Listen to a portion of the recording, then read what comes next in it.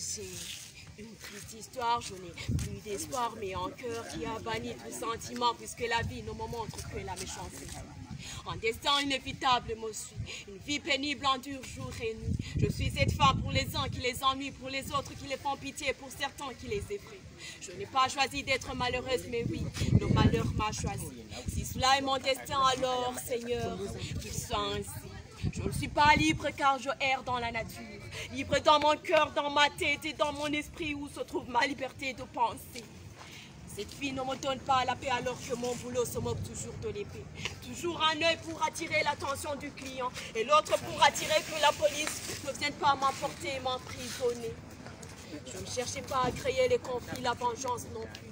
Mais sans le vouloir, mes enfants les créent. Malgré l'innocence, ils jouent à la désobéissance car des jours, ils mentent auprès des gens que la plupart n'y prêtent attention.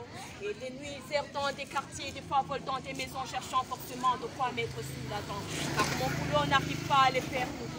D'ailleurs, ce ne sont que ces jours où je ne suis pas attrapée par la police. Pauvre vendeuse que je suis, incapable de payer pour ce crime de vol, je ne paie qu'avec une minote au bras. Pauvre vendeuse veuve que je suis, j'aurais crié au secours pour mes enfants si j'avais le droit à la parole. Malheureusement, ce n'est pas le cas, même la mort refuse de m'emporter. Et ceux qui en ont le pouvoir regardent l'injustice sans rien faire.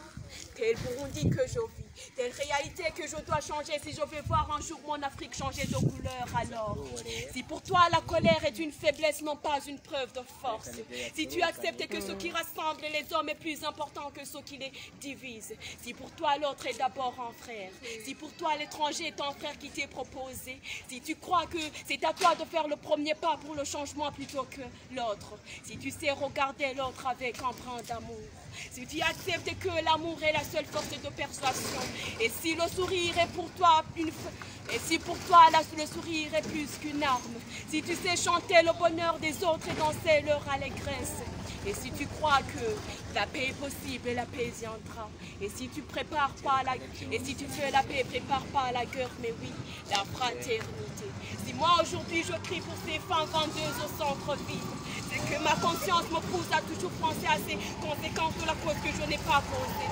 Et je me dis simplement qu'au lieu de briser leur cœur et le cœur des siens, si on leur faisait les yeux doux, peut-être la réponse sera Yesaïdou. Et on pourrait construire un Burundi magique, en Afrique pacifique.